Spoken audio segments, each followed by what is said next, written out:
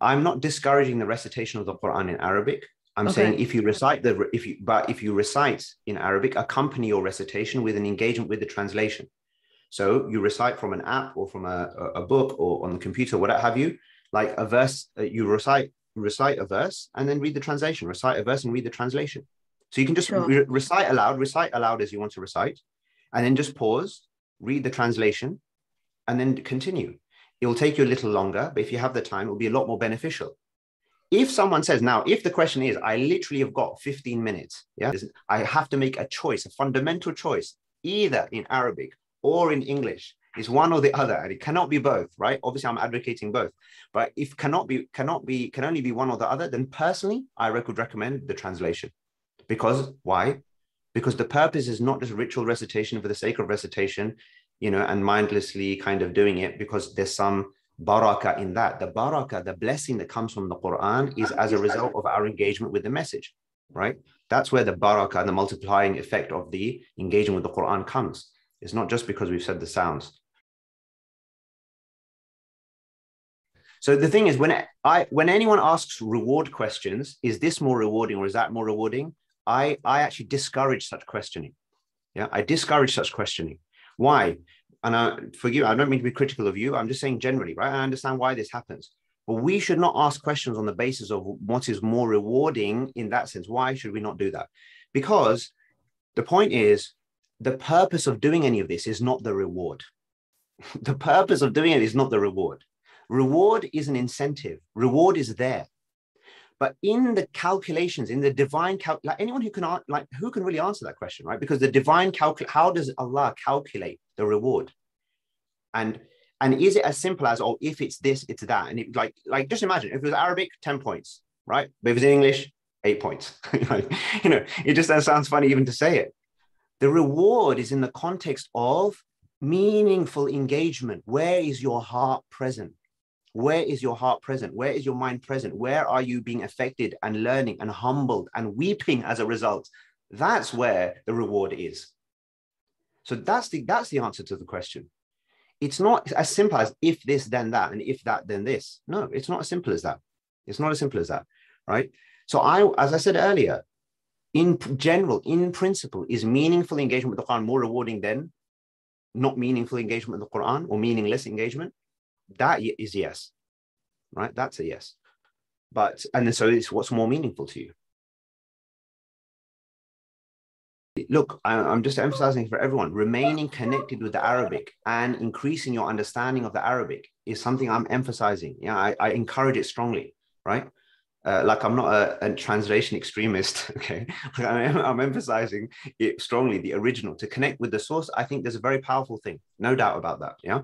But if it is a matter of choice for the average person who's not either a person who doesn't consider himself linguistically capable, for example, or they don't have the time or whatever, engage with the translation and don't feel bad about that. Don't feel bad about that because meaning you'll feel bad that I'm not mindlessly reciting. That is strange.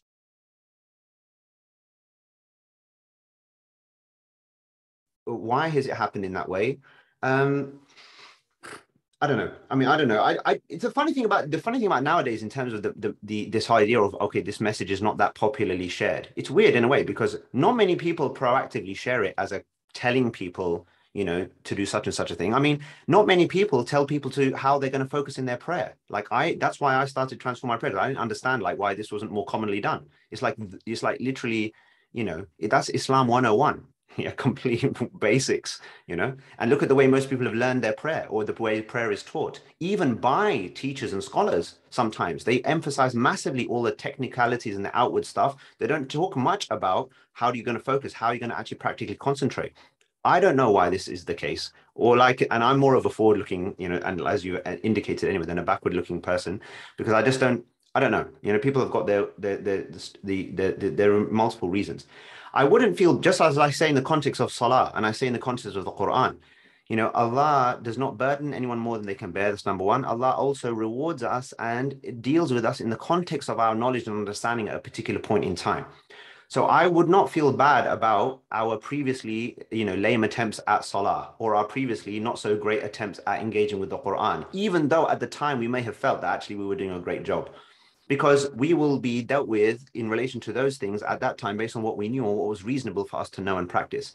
Like I'm not, I don't promote depression, yeah, and I don't promote wallowing in being too pitiful about the past.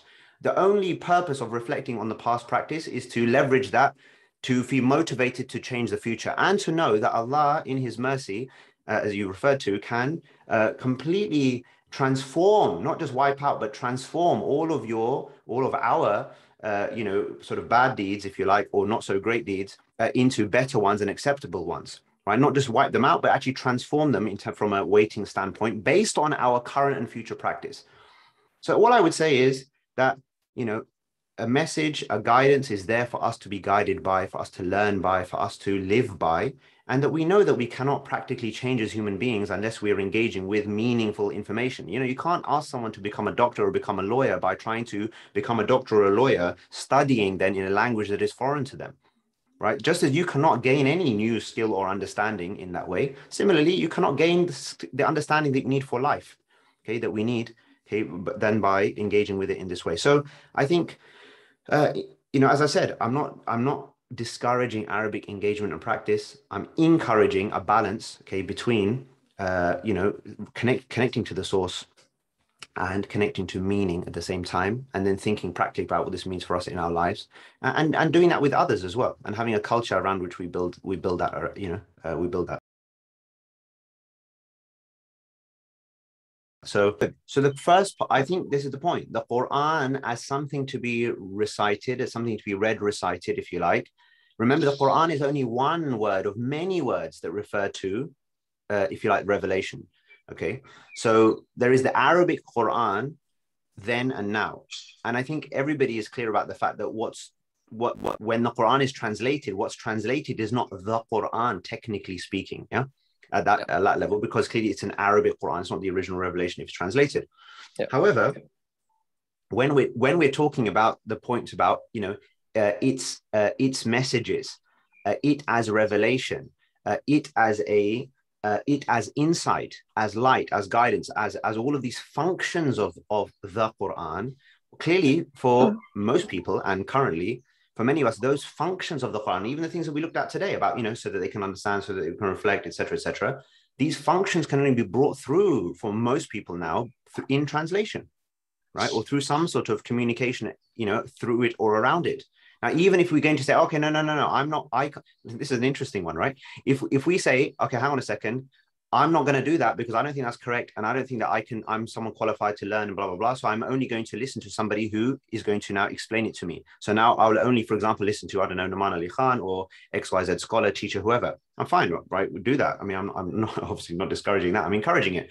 But what's interesting is, guess what? Those people are communicating to you in English too, right? And they understand and have learned Arabic, fine, but they're learning that language as foreigners, right? We're learning that language as foreigners and then conveying it based on our contextual, linguistic and whatnot, nuances and understandings, and then conveying it to people in that way. So even the understandings of the Quran are being conveyed to others if we only do it through learning from others in whatever relevant language. So I'm saying, yes, translation is not the Quran. The original is the Quran. But in order for us to achieve the functions that we are told to achieve as a result of revelation, then those things need to be done in translation or in some sort of translated medium. Otherwise, it cannot fulfill its function. What's interesting is, I mean, look, this is the other one. Allah knows, right, that most people will not understand Arabic. Frankly, most Arabs don't understand Quranic Arabic, by the way, just to be clear about that. Right? A lot, at least, of Arabs don't understand Quranic Arabic. They will understand whatever contemporary Arabic they understand. Okay, but what's interesting is that, so therefore, it seems therefore, like, what did God want? Did God want everybody on earth to learn Arabic? In which case, why create 70,000 languages, and why point to the diversity of languages in Revelation as one of your signs? Right? So did God want them to learn Arabic? Was that likely? Or did God want people to convey, to translate and to convey in a way that's relevant for different peoples in different times and places? It seems more reasonable to conclude the latter. Therefore, it seems more reasonable to conclude that translation is actually a noble task. you know. And to pertain to the previous point, which was mentioned, you know, funnily enough, even though most people aren't promoting this idea, the Quran is still being translated left, right, and center. Like, you know, it has been translated all over the place. So even though it's not actively kind of promoted as a message, it is being translated. Right? It has been translated pretty much into every conceivable language. And most of those people who ever convert, of course, you know, quote unquote, or submit, they do so because they engage with some translation. How else were they going to get it? There are arguments made for the superiority. Like some people say there is an inherent superiority to the Arabic language over all other languages. Okay, so that's one argument. There is a problem with that argument when you're conveying this to people, because it seems like a highly subjective argument. It seems like we as Muslims will only make that argument, well, because the Quran is in Arabic, right? And interestingly, the Quran never actually suggests that itself. Allah doesn't say in the Quran itself, to my knowledge, that He doesn't emphasize the superiority of Arabic over other languages as a language. And of course, we know from the Quran and elsewhere the fact that an Arab has no superiority over a non-Arab has no superiority as a person. But but that Arab and non-Arabness is about language, is also about language as well as other things, right? And so it's an argument that scholars have made, you know, over centuries, you know, and still people promote today that this is why, because it is inherently superior, and they'll argue for that. But you can appreciate why that is a difficult argument to make and for it to be received positively, you know, as to why that is the case. So one way to look at it, for me, the way I reason with this in my own mind is as follows. Okay, Allah wanted to send his final messenger. He chose Muhammad, peace be upon him, as his final messenger. Muhammad was an Arab. His initial message was going to be to his immediate people, just like all messengers. The revelation was going to be therefore in Arabic, because that's the language of Muhammad and his people, right? Sallallahu alaihi wasallam. So that's it, right? It's as simple as that. After that, it's left then, right? There's no more revelation. It's left to the people to convey the message. How are people going to convey the message? You're either going to teach people the language or you're going to translate the language. Full stop. So nowadays, funnily enough, if someone says, oh, why is it not in English? Well, no one can say that, because it is. Why is it not in French? Well, no one can say that, because it is. Why is it not in Italian? In fact, someone shared with me, because I studied Italian a long time ago. So someone shared with me like some translation of Ayatul Kursi in Italian, and it was like, I thought it was really nice. Okay, it was even better than the English for me, right? So the point being, it's there. It's enough for you to understand and take the message. Will you always need people who are scholars of the original, not deeply knowledgeable in the original, and overseeing that process of translation? Absolutely, 110%. That will be needed. Should we all engage with Arabic as much as possible? Yes, we should. But now that complaint cannot be given. In a way, perhaps, and isn't this interesting? Allah says He will preserve the message. Is it not perhaps a very part of His preservation of the message that it is now translated into every conceivable language? Have we thought about that? Imagine if today it was only in Arabic and there was no translation available.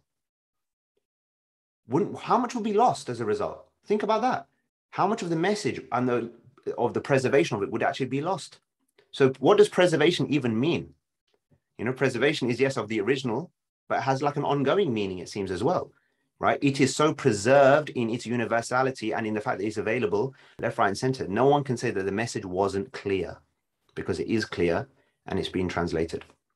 But may Allah reward you. I hope it's been beneficial. If you've got any further feedback, concerns, comments, questions, please do get in touch.